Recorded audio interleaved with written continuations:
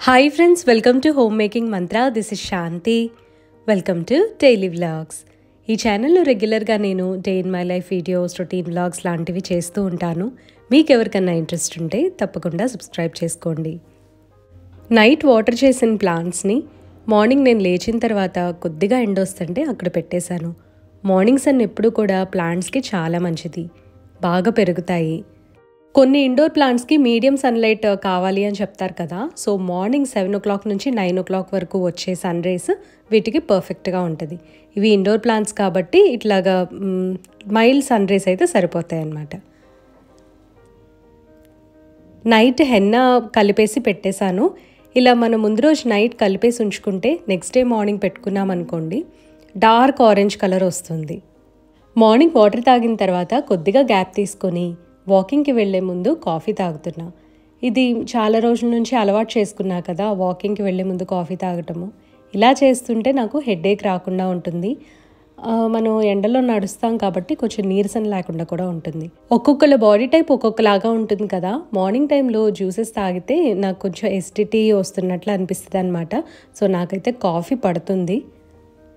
Morning నా video చూస్తూ coffee mix చేస్తున్నాను. ఈ కాఫీ వచ్చి నాకు మా మేడ్కి ఇద్దరికి కూడా ప్రిపేర్ చేస్తున్నాను. కొద్దిగా లేట్ అవుతుందండి, లైక్ మార్నింగ్ వాక్కి వెళ్ళేసరికి. ఇంట్లో వంట పనున్నా లేకపోయినా సరే ఎందుకో మరి 8:30 అయిపోతుంది. డేలో మనము 2-3 సార్లైనా కనీసము ఫ్లోర్ మీద కాళ్ళు మడుచుకొని కూర్చోటం అలవాటు చేసుకోవాలి.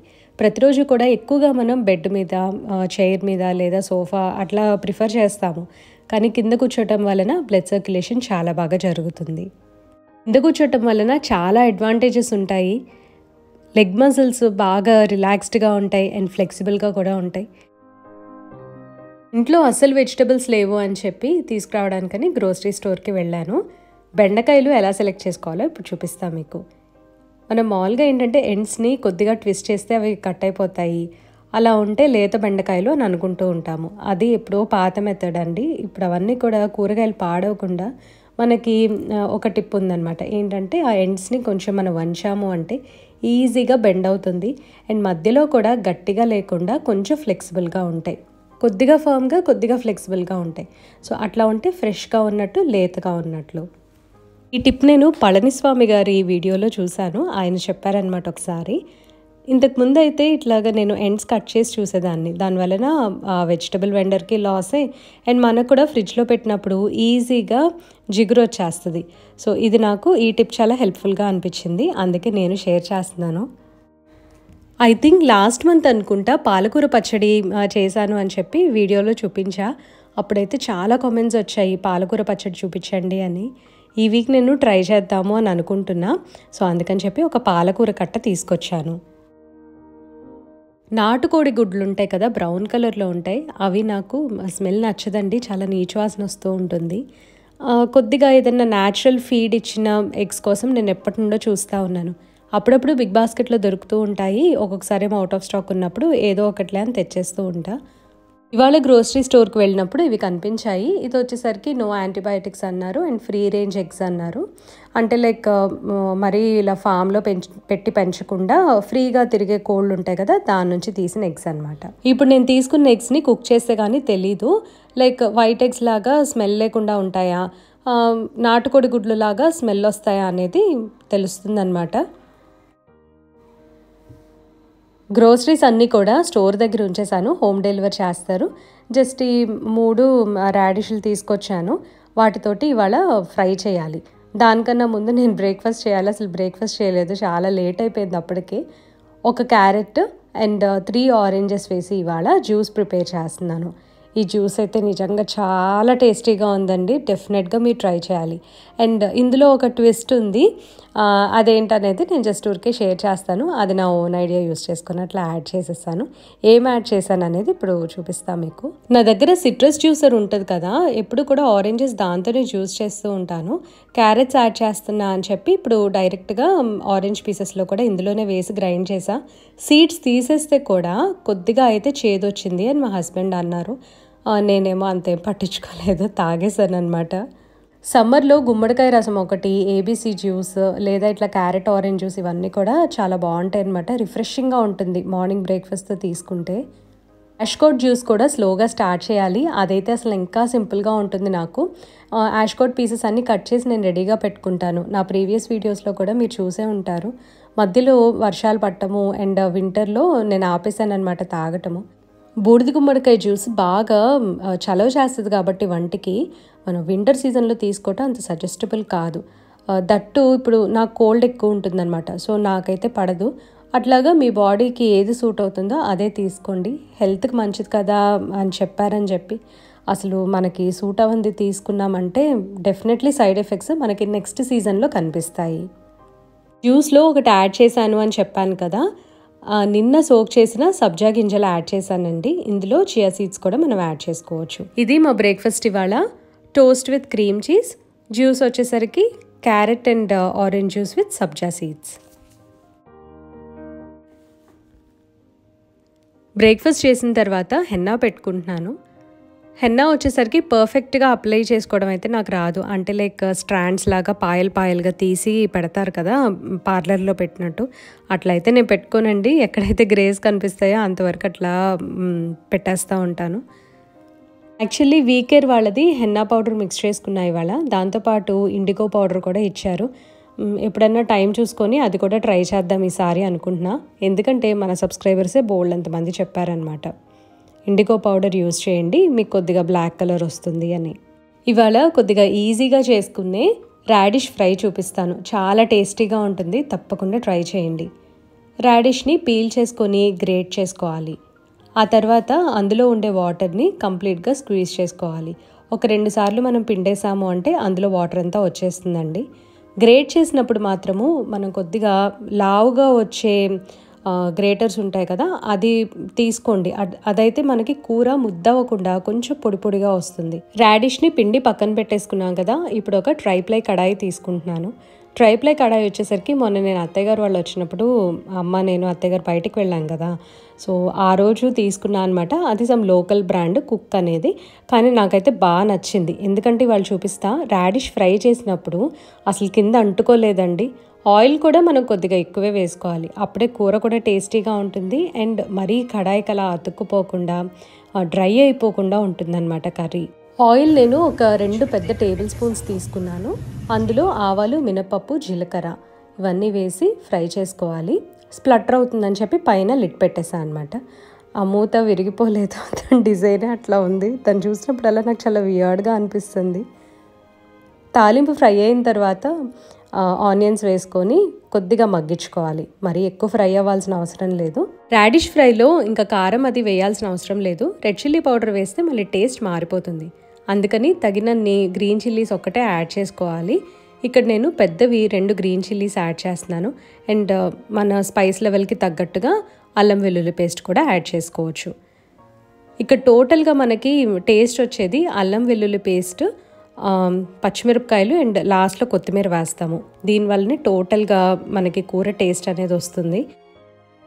అల్లం వెల్లుల్లి పేస్ట్ పచ్చివాసన పోయిన తర్వాత గ్రేట్ చేసి పిండేసి పక్కన పెట్టుకున్న రాడిష్ కూడా యాడ్ చేసుకోవాలి. గ్రేటెడ్ రాడిష్తో పాటే మనము తగినంత సాల్ట్ కూడా యాడ్ చేసుకుంటే కూరకి ఉప్పు బాగా పడుతుంది. లాస్ట్లో అయితే మనకి సరిగ్గా ఉప్పు కలవకపోవచ్చు.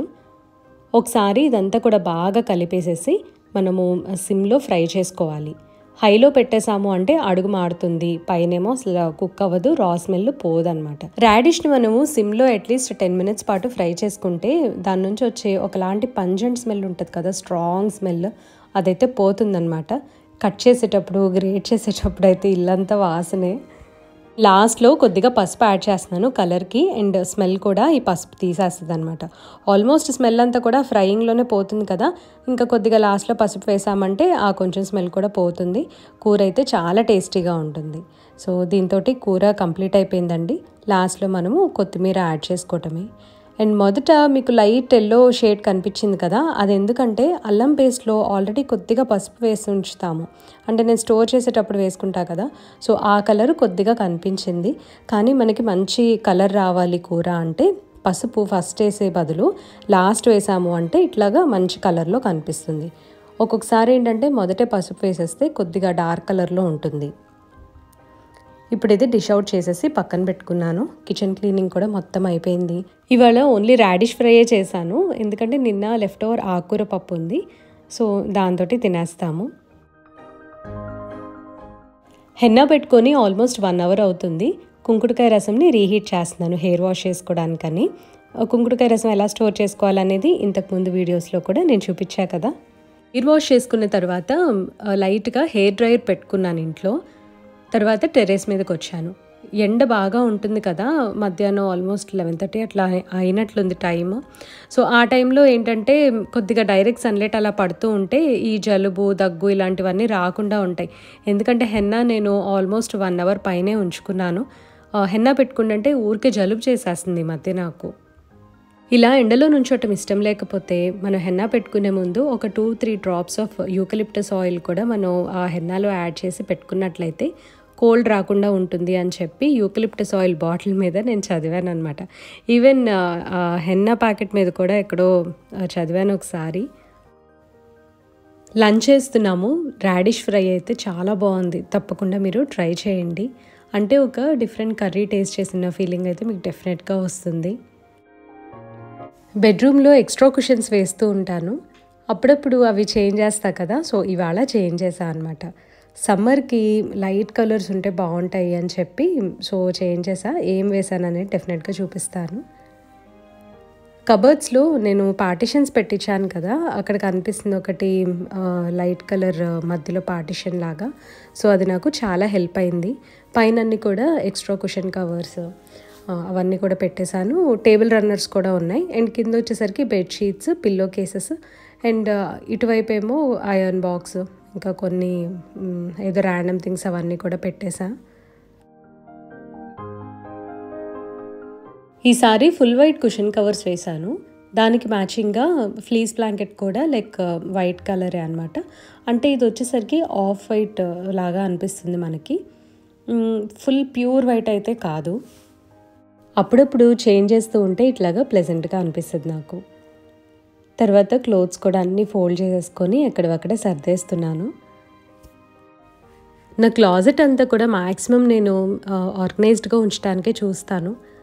క్లీనింగ్ మాత్రం అప్పుడప్పుడు చేస్తూ ఉంటా, కానీ ఎప్పటికప్పుడు నీట్గా సర్దేస్తా. డీప్ క్లీనింగ్కి ఆర్గనైజింగ్కి చాలా డిఫరెన్స్ ఉంటుందండి. మనం డీప్ క్లీనింగ్ మాత్రం ఖచ్చితంగా చేసుకుంటూ ఉండాలి. ఎందుకంటే జస్ట్ ఆర్గనైజ్ చేస్తే డస్ట్ పోతుంది, లేదా ఇట్లాగా డస్ట్ మైట్స్ అన్నీ పోతాయి అని రూల్ లేదు. సో ఆ విషయంలో మాత్రం జాగ్రత్తగా ఉండాలి. పైకి కనిపిస్తుంటే మనకి సర్ఫేసెస్ అన్నీ నీట్గానే ఉన్నట్టు అనిపిస్తాయి, అంటే ఆర్గనైజ్డ్గా టైడీగా ఉంటుంది, కానీ డస్ట్ పేరుకుపోతూ ఉంటుంది మూలల. అదొకటి మాత్రం ఖచ్చితంగా అబ్జర్వ్ చేసుకోవాలి. ఈవినింగ్ ఇంట్లోనే కొంచెంసేపు వాక్ చేస్తున్నాను. మార్నింగ్ 45 minutes అట్లాగా వాకింగ్ చేస్తున్నాను. అండ్ ఈవినింగ్ ఏమో ఒక 1/2 hour అట్లా చేద్దామని చెప్పి ఇంట్లోనే తిరుగుతున్నా. కాకపోతే ఎక్కువసేపు అయితే చేయలేదండి. ఇంకా తర్వాత ఏవో చిన్న చిన్న పనులు చేసుకోవటము, డిన్నర్ ప్రిపేర్ చేసుకోవటం అన్నీ చేసేసి ఇంకా వాయిస్ ఓవర్కి కూర్చున్నాను. ఇప్పుడు నాకు ఒక 2-3 hours అట్లా పడుతుందన్నమాట. అంటే ఎడిటింగ్, వాయిస్ ఓవర్ రెండూ కలిపి. ఇంతకుముందు అయితే చాలా టైం పట్టేది, కానీ ఇంక ఇప్పుడు కొద్దిగా ఫాస్ట్గా నేర్చుకున్నా. ఇవాళ ఈ 2 ప్రోడక్ట్స్ గురించి ఒకటి చెప్తామని షేర్ చేద్దామని అనుకుంటున్నా. వేజ్లిన్ నాన్ స్టిక్కీ మాయిశ్చరైజర్ అనమాట. ఇది మార్నింగ్ గ్రోసరీ స్టోర్లో కనిపిస్తే తీసుకొచ్చాను. ఇదైతే అసలు నేను రివ్యూస్ కూడా చూడలేదు ఎట్లా ఉంది ఏంటి అని. నియాసినమైడ్ ఉంది, హైలురానిక్ యాసిడ్ ఉంది, సో గ్లూటా గ్లో అంట, ఐ డోంట్ నో ఇవన్నీ ఏంటంటో యాడ్ చేస్తున్నారు. బట్ స్టిల్ ఇది ఎందుకో కొంచెం లైక్ రన్నీగా లైట్గా అనిపిస్తుంది అనమాట. చూసారు కదా, చాలా లైట్గా ఉంది, అసలు స్టిక్కీగానే లేదు. యూజువల్లీ వైజ్లిన్ వచ్చేసరికి చాలా స్టిక్కీగా అనిపిస్తుంది కదా. సో ఇదైతే నేను యూస్ చేస్తే కానీ చెప్పలేను. అండ్ ఇది వచ్చేసరికి ఆల్ప్స్ గుడ్నెస్ వాళ్ళది రోజ్మెరీ వాటర్. ఇది నేను ఒకసారి చూడండి 3-4 days నుంచి యూస్ చేస్తున్నాను అనమాట. కొద్దిగా అయింది, నాట్ లైక్ 3-4 days, ఎక్కువ రోజుల నుంచే వాడుతున్నాను. ఆయిలీగా అవ్వట్లేదు స్కాల్ప్. 3-4 daysలో మనకి తెలియదు కదా హెయిర్ ఫాల్ తగ్గిందా లేదా అని. సో అదైతే నేను ప్రస్తుతం చెప్పలేనండి. బట్ ఆయిలీగా అవ్వట్లేదు అనమాట స్కాల్ప్. నాకైతే చాలా నచ్చింది. ఇంతకుముందు నేను బ్లూ నెక్టర్ పర్చేస్ చేశాను, మీకు గుర్తుంది కదా. ఇది నాకు నచ్చింది, కానీ అసలు స్మెల్ అయితే చాలా స్ట్రాంగ్గా ఉంది.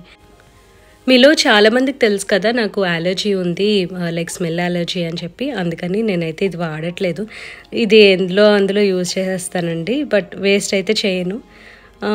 ఇది రోజ్మెరీ వాటరే కదా, బట్ ఇందులో ఏంటంటే కాంబినేషన్ ఆఫ్ డిఫరెంట్ 8 హర్బ్స్ ఉన్నాయన్నమాట. అండ్ ఇదేమో ఓన్లీ రోజ్మెరీ వాటర్ అని చెప్తున్నారు. ఇదైతే అసలు స్పాన్సర్డ్ ప్రొడక్టే కాదండి, బికాజ్ ఆల్ప్స్ గుడ్నెస్ వాళ్ళది బోల్డ్ అని మనకి స్పాన్సర్షిప్స్ కనిపిస్తున్నాయి బయట. ఇది నేను మామూలుగా నా ఓన్గా నేను పర్చేస్ చేసుకున్నాను. సో నాకైతే ఇది బాగా నచ్చింది. ఎవరైనా ట్రై చేయాలి రోజ్మెరీ వాటర్ అంటే you can go for this Alps goodness. దీంతో వీడియో ఎండ్ చేస్తున్నా అండి. ఇదండి వాళ్ళ వీడియో. మీ అందరికీ నచ్చింది అనుకుంటున్నాను. నచ్చినట్లయితే లైక్ చేయండి, కమెంట్ చేయండి. ఛానల్కి తప్పకుండా సబ్స్క్రైబ్ చేసుకోండి. Thank you for watching. Thank you for your time.